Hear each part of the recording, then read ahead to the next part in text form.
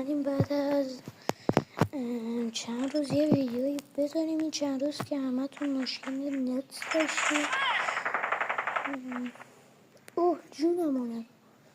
اینم گانمتی که جدید این سیزنه. از رنج دور بگیر تو نزدیک. این گان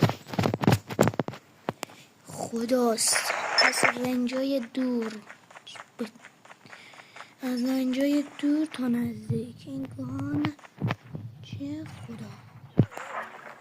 این گیم پلی هم که دارید ببینید، این تغییرات سیزن جدیدن داخل ویدیوی بعدی گذاشتم.